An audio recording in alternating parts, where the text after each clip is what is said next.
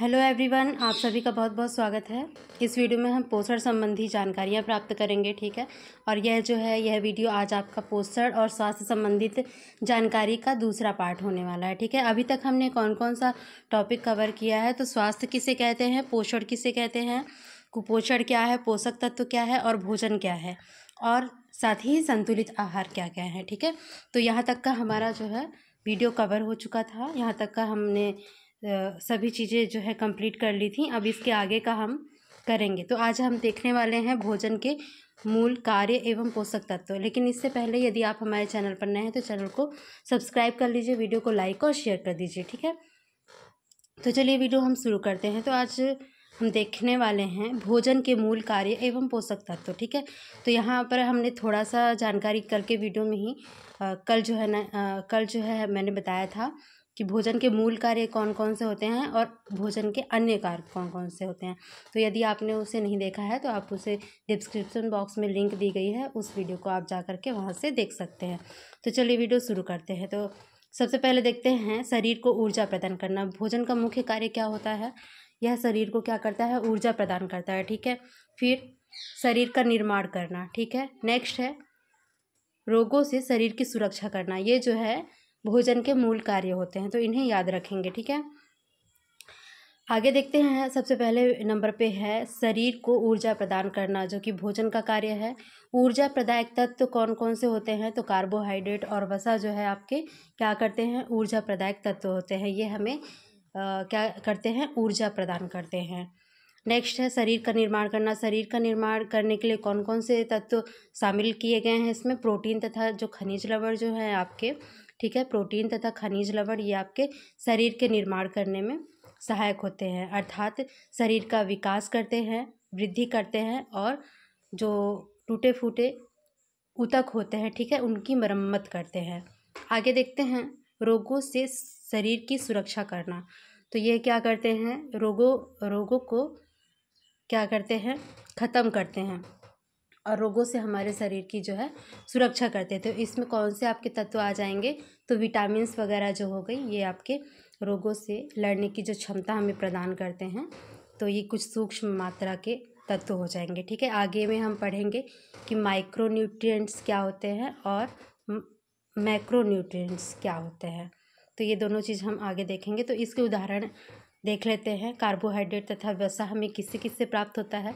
तो यह प्राप्त होता है गेहूँ, चावल, बाजरा, मक्का, ज्वार, घी, तेल, वनस्पति घी, मक्खन, गुड़, चीनी, आलू, केला आदि, ठीक है। तो ये सभी आपको याद रखना है।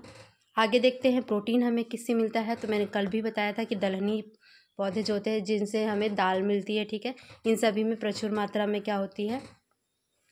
प्रोटीन रहती है। आपका सोयाबीन हो गया, मांस हो गया, मछली हो गया, अंडा हो गया, इन सभी से आपको क्या मिलती है?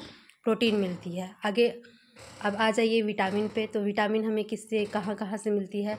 तो यह हमें फलों से मिलती है, ठीक है, हरे पत्तेदार सब्जियों से मिल जाती है और खनिज आदि से, जैसे कि आपका कैल्शियम हो गया, फास्फोरस हो गया, ये आपके खनिज के अंतर्गत आ जाएंगे। इन सभी से हमें प्राप्त हो जाता है। तो आगे देखते हैं पोषक तत्व। चलिए देखते हैं यहाँ पर पोषक तत्व के बारे में क्या बताया गया है। पोषक तत्व विभिन्न भोज्य पदार्थों में पाए जाने वाले रासायनिक तत्व जो शरीर को विभिन्न कार्यों को करने के लिए क्या करते हैं? सक्षम बनाते हैं, ठीक है। पोषक तत्व वे पदार्थ होते हैं, या फिर यह कहे कि वे रासायनिक तत्व होते हैं जो शरीर को विभिन्न कार्यों के लिए करने के लिए क्या करते हैं? सक्षम बनाते हैं, पोषक तत्व कहलाते हैं, ठीक है।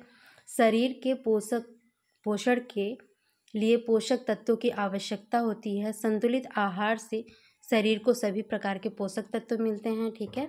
और पोषक तत्वों से शरीर के सभी अंगों का सही तरह से अंग जो है सही तरह से कार्य कर पाते हैं। आगे देखते हैं। अब यहाँ से हम देखेंगे कि पोषक तत्व के प्रकार कौन कौन से होते हैं। तो पोषक तत्व, शरीर के लिए आवश्यक पोषक तत्वों को मुख्यतः दो भागों में विभाजित किया गया है, ठीक है। कौन कौन से? मैक्रोन्यूट्रिएंट्स, या जिसे बृहद पोषक तत्व भी कहते हैं, और माइक्रोन्यूट्रिएंट्स, जिसे सूक्ष्म पोषक तत्व कहते हैं। अर्थात अब इसका डिटेल देख लेते हैं। शरीर को अधिक मात्रा में आवश्यकता होती है जिस तत्व की हमें हमारे शरीर को अत्यधिक मात्रा में आवश्यकता होती है, ऐसे तत्व को क्या कहते हैं? मैक्रोन्यूट्रिएंट्स या बृहद पोषक तत्व कहा जाता है। ये शरीर के लिए क्या करते हैं? ऊर्जा के स्रोत होते हैं। इसमें आपके कौन कौन से आ जाएंगे? कार्बोहाइड्रेट आ जाएगा, प्रोटीन आ जाएगा और वसा। ये 3 चीज़ आपके कौन से न्यूट्रिएंट्स हैं? तो ये आपके मैक्रोन्यूट्रिएंट्स हैं। ठीक है, नेक्स्ट देखते हैं माइक्रोन्यूट्रिएंट्स अर्थात सूक्ष्म पोषक तत्व। तो सूक्ष्म पोषक तत्व ऐसे तत्व होते हैं जिनकी हमारे शरीर को कम मात्रा में, ठीक है, उनकी अति सूक्ष्म मात्रा की आवश्यकता होती है। ऐसे तत्व क्या कहलाते हैं? माइक्रोन्यूट्रिएंट्स या सूक्ष्म पोषक तत्व कहलाते हैं। फिर भी ये शरीर में अनेक महत्वपूर्ण कार्यों को संपादित करते हैं। सूक्ष्म मात्रा में तो हमें चाहिए, ठीक है, लेकिन उसके बावजूद भी, सूक्ष्म मात्रा के बावजूद भी हमारे शरीर में क्या करते हैं? महत्वपूर्ण कार्यों को संपादित करने में सहायक होते हैं। जैसे कि आपका विटामिन हो गया, खनिज लवण आदि, ठीक है, ये सभी आपके क्या हैं? सूक्ष्म पोषक तत्व हैं।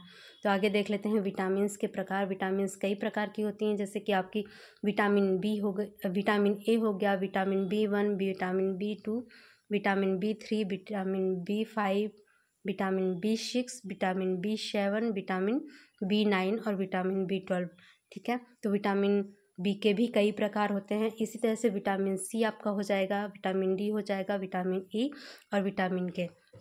यहाँ पर इसके नाम देख लेते हैं। विटामिन B1 को थायमिन कहा जाता है, विटामिन बी को राइबोफ्लेविन कहा जाता है, विटामिन B3 को नियासिन कहा जाता है, विटामिन B5 को पेंटोथेनिक कहा जाता है और विटामिन B6 को पायरिडॉक्सिन कहा जाता है, विटामिन B7 को बायोटीन कहा जाता है और विटामिन B9 को फोलिक अम्ल कहा जाता है, विटामिन B12 को साइनोकोबाल्मिन कहा जाता है। इसी तरह से विटामिन सी का नाम है एस्कॉर्बिक एसिड, ठीक है, एस्कॉर्बिक अम्ल कहते हैं। विटामिन डी को कैल्सीफेरॉल कहते हैं, ठीक है, विटामिन बी ई को टोकोफेरॉल कहते हैं और विटामिन के को नेप्थोक्विनोन कहा जाता है। ठीक है, और अब देखते हैं खनिज। ठीक है, आपके खनिज कौन कौन से होते हैं? खनिज के प्रकार: boron, calcium, chromium, iron, iodine, phosphorus, manganese, copper, potassium, selenium, silicon, sodium और जिंक। ठीक है, ये सभी आपके खनिज हैं। ठीक है, तो इन्हें याद रखेंगे। ये सभी चीज़ें याद रखने वाली चीज़ें हैं। ठीक है, इन्हें समझने से नहीं आएगा, आपको इसे याद करना पड़ेगा। तो आगे देखते हैं। नेक्स्ट दिया गया है शारीरिक आवश्यकताएं एवं पोषक तत्व। ठीक है, ऊर्जा प्रदायक पोषक तत्व शारीरिक बनावट के लिए जरूरी और शारीरिक कार्यों के लिए महत्वपूर्ण। तो अब इसका डिटेल देखते हैं हम शारीरिक आवश्यकताएं एवं पोषक तत्व के।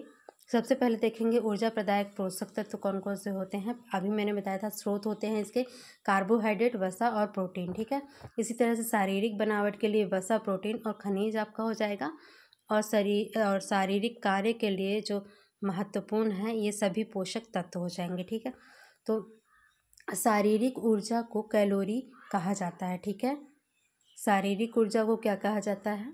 कैलोरी कहा जाता है, या फिर ऊर्जा का मात्रा क्या होता है आपका? कैलोरी होता है। ठीक है, आप सभी को पता होगा ये। आगे 1 ग्राम वसा को 1 ग्राम वसा से क्या होती है? 9 कैलोरी जो है मिलती है। इसी तरह से 1 ग्राम कार्बोहाइड्रेट से 4 कैलोरी ऊर्जा मिलती है और इसी तरह से 1 ग्राम प्रोटीन से 4 कैलोरी ऊर्जा मिलती है। ठीक है, एक बार और देख लीजिए। 1 ग्राम वसा से 9 कैलोरी ऊर्जा, ठीक है, और 1 ग्राम कार्बोहाइड्रेट से 4 कैलोरी ऊर्जा और 1 ग्राम प्रोटीन से 4 कैलोरी ऊर्जा मिलती है। ठीक है, तो इसे याद रखेंगे। इसी तरह से इसमें देख लेते हैं शारीरिक बनावट के लिए जो ज़रूरी है वसा, प्रोटीन, खनिज।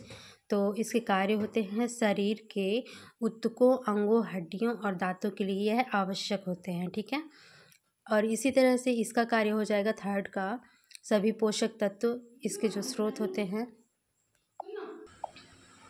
तो यहाँ पर अब इसका स्रोत हो जाएगा, कार्य देखते हैं।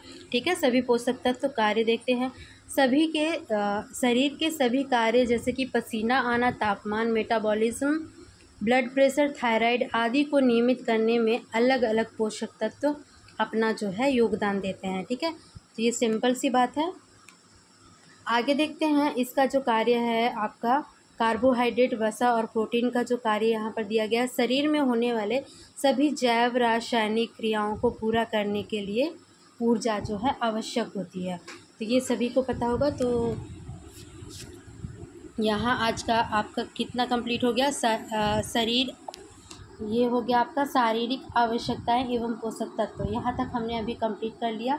अब इसके आगे का हम इसका नेक्स्ट पार्ट बनाएंगे, तब उसमें आपको इसके आगे की जानकारी देंगे, ठीक है।